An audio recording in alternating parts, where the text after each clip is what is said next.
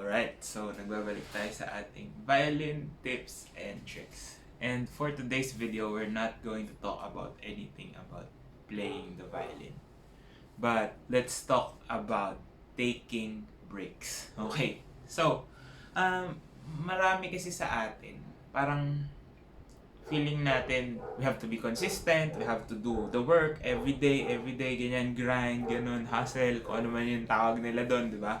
But we tend to forget that the process of learning is always a cycle, no? Hindi pwedeng laging 100 yung takbo mo. Hindi laging pedal to the metal, lagi kang pagod, lagi kang nag-grind, no? Hindi ganun yung buhay, no? I always like to think that as musicians, we are the same in training na rin. And dapat same din yung mga regimen natin as athletes, no? So, kung mapapansin niyo yung mga athletes, especially ngayon na nakikita na natin yung mga regimen. Yan, mga sikat na basketball players, si LeBron James, di ba?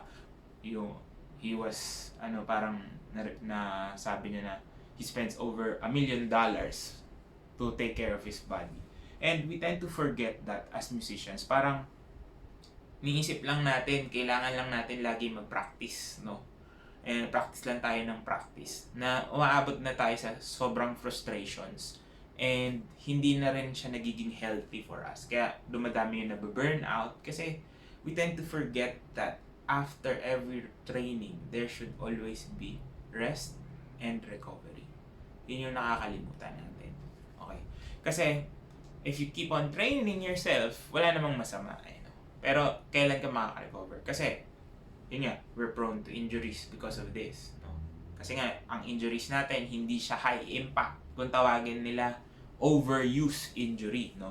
So, dahil lagi mong ginagawa, hindi mo nararamdaman, parang mabilis na ako mangalay ngayon. Parang mabilis sumakit yung kasukasuan ko. Ganyan na yung feeling. Diba? So, we really need to take breaks. And, taking a break is actually a good thing. No? There was an article on the Strad na talked about this, pero I'll be talking about my personal experience on taking breaks. No? Kasi, for me, when I was still studying, parang I always had time to take breaks.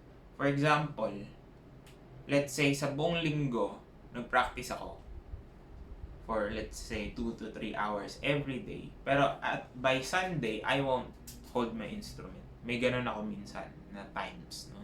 Not every week ganun. Pero I try to give myself the time out of holding the instrument. Not because tinatamad ako, but because I have to do other things then.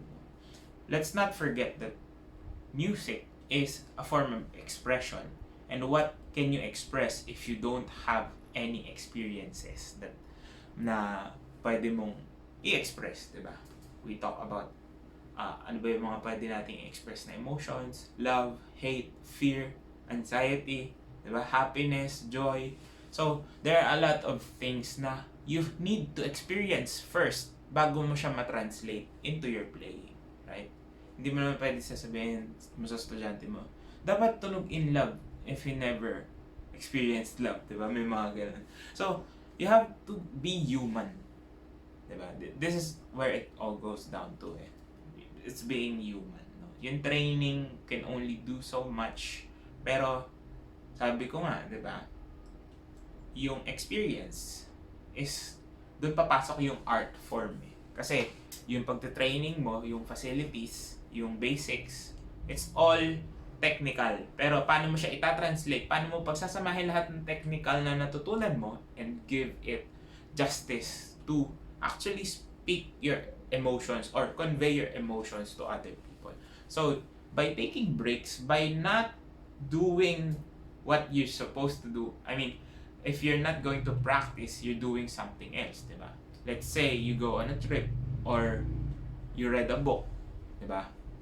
It's not a distraction per se, but it's more of giving value to yourself with experiences that you haven't had before, no? Para pag humawak ka ulit ng instrument mo, meron kang bagong maibibigay, no? Not just to your audience, but to your to yourself as well. No? Yan.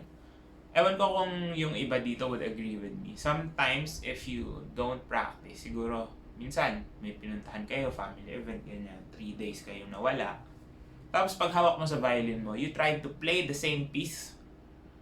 Parang may ginagawa ka ng iba. Diba? Parang, okay, so yung fingering ko dito, iba na. Pero parang, para sa akin, mas effective. So, it gives you another time to grow. Diba? Kahit na nag-grow ka sa ibang aspects, nag-grow ka rin inside your music. Kasi, na-refresh yung mind mo eh. Diba? We don't want to be burned out eh. Kasi gusto natin ma-refresh tayo sa iba-ibang experiences, sa iba-ibang ginagawa, no? And then, once na nakabalik ka na ulit, once na nagawa mo na siya ulit, di ba? Parang, oh, pwede pala ganito, pwede pala ganyan. So, nai-improve pa rin yung playing mo, even though you're not playing, no? And, syempre, kahit nagbe-break, mental practice pa rin, no? Makakatulong. Syempre, medyo kakalawangin, sabi nga ni Heifetz, if you don't practice for a day, alam mo yun, and if you don't practice for a week, the audience knows it, diba? Sabi niya ganun, something like on those lines. Pero yun nga, totoo yun, no? Pero syempre, yung added knowledge coming from another perspective, no? We always talk about perspective eh, of paano mo maita-translate yung isang bagay from your position, diba? To the other person's. If you can't see yourself from outside.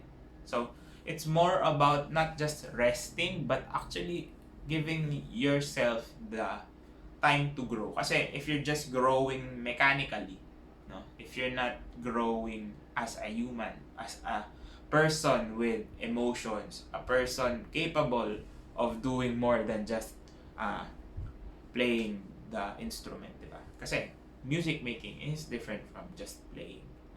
You have to give your self, diba? As musicians, you give part of yourself to the audience. And that's important is kung ano yung ibibigay mo, dapat naranasan mo, diba? Paano mo maibibigay yung isang bagay na wala ka? So, I'm not saying na huwag ka mag-practice, but try to give yourself time to grow on other things because the human element is what makes a musician a musician. Okay? Kasi ngayon, 'di ba? Kung makikita natin yung advancement in technology, they have robots for everything. Pero ano ba yung hindi mapalitan sa isang musician? Ano ba yung meron yung musicians na hindi kayang kontrolin ng robot? That is your experience and yung emotion na kaya mong i-convey. And you can only give so much if you don't have a lot. So, you have to balance that out. So, siguro kung ako sa inyo, if you're practicing every day, 2 hours a day, ayan, take 15-minute breaks every hour, mga ganon.